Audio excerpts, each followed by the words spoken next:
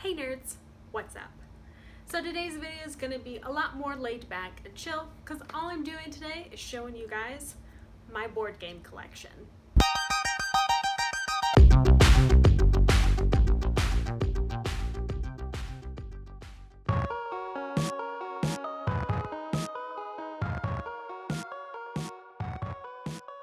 So I'll address the elephant of the room with this shelf right here. So we have two different board games right now and then all this empty space. And that you can blame my husband on because he has been reorganizing our shelves a lot lately. And so I'm also grateful because now we have extra room for more board games. So here we have Red Rising based on the book series, and it's actually the newest addition to our board game collection. It is very pretty in my opinion.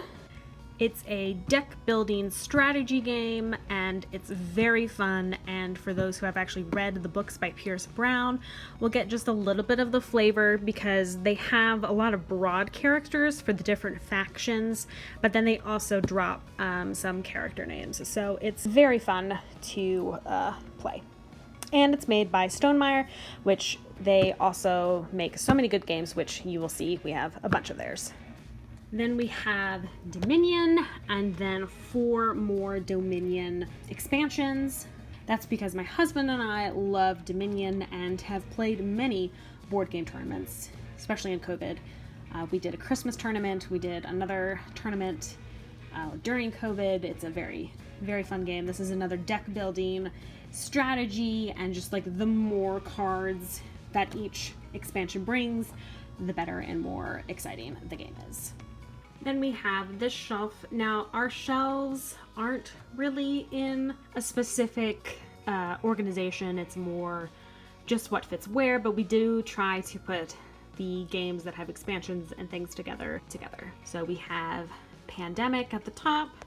We have Root, which I just covered in my 5 more aesthetically pleasing board games. We have Race for the Galaxy, which is another card tableau / deck building game. And then we have Photosynthesis, which was in my first aesthetically pleasing board game, and the expansion, which is Photosynthesis Under the Moonlight. We also have Bang, which is it's mainly a card game, but we do enjoy our card games as much as our board games. Down here we have Carcassonne, King of Tokyo, Corridor. This is probably one of our more random shelves.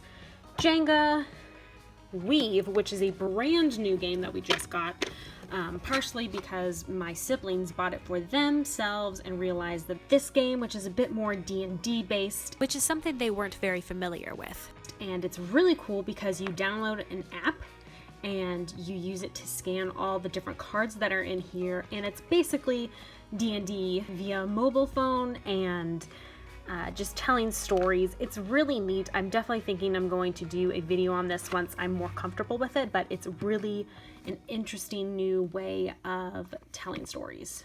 Then we have Temporum. That one's really fun. It's like a time travel game. And then we have Mistborn, which we actually have not played yet because it's supposed to be about a 3 to 5 player.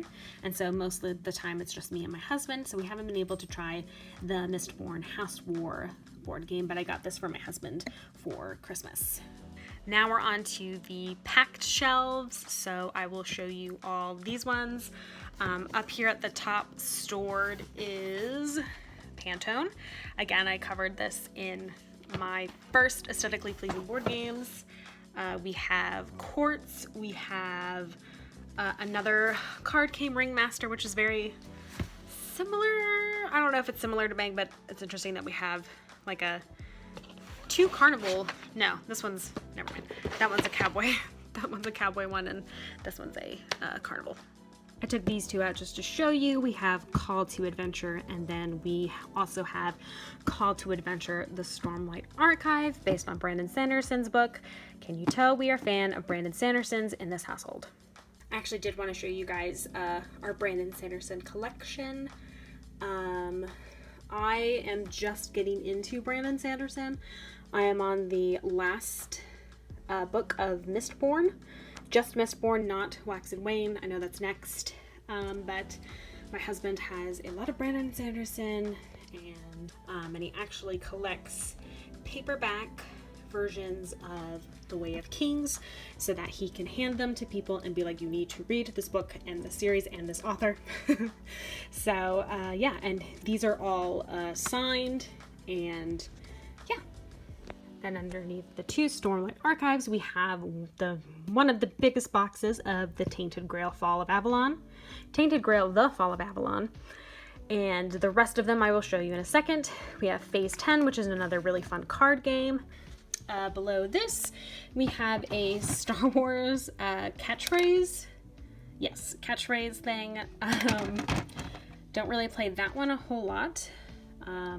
We have an expansion for Race for the Galaxy, which I got for my husband for a Christmas as well. We have just Settlers of Catan. We don't have any of their expansions. And then we have some very old games that came from my husband, which is Trivial Pursuit, Star Wars, Lord of the Rings, and then the Lord of the Rings card game. Here we have Wingspan, which I just covered in my most recent Aesthetically Pleasing board games.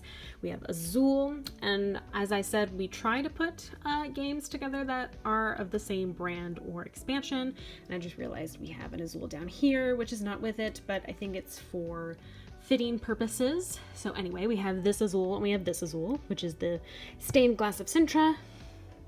We have Parks. We have Betrayal House on the Hill, and then Betrayal Legacy. I really enjoy Betrayal Legacy. We have Splendor, and then we have Scythe. And we have Scythe, the board game. Then we have the two expansions that came with Scythe, which one of them is the Wind Gambit, which brings in airships, and then the Invaders from Afar, which brings two more countries that are already on the Scythe map. And then we just recently got Scythe, The Rise of Fenris, which is a legacy for Scythe, and it's a very storytelling campaign. Super excited to play that.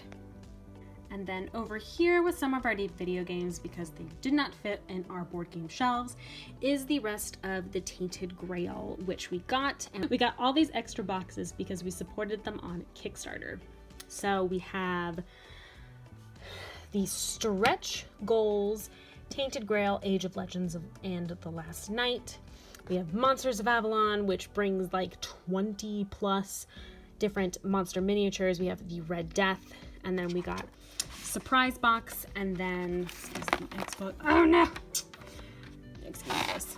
Echoes of the Past, which is like another cool expansion, and Surprise Box had other things that included in Tainted Grail skills, as well as something else from Awaken Realms. Something that wasn't captured on camera was our game Boss Monster, which was currently being worked on. The box handle that holds all the cards for Box Monster was broken, so my husband was working on fixing that. I hope you guys enjoyed this type of video. Let me know down below in the comments. I have a bunch more board game content as well as other nerdy content and art content on my channel, so you have a lot to choose from. What board games do you guys think we're totally missing on our shelves? Comment down below and let me know. Thanks again so much for watching, and I'll see you guys next time.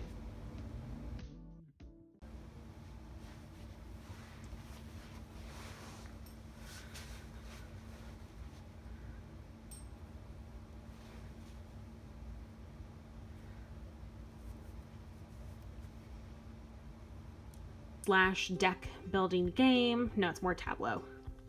Tableau? Plateau? What's it called? Tableau. Yeah. And we got all of these additional boxes because we supported them on Patreon. So, thank you. We supported like a cool... I hope you guys enjoyed this type of video. Let me know down below in the comments.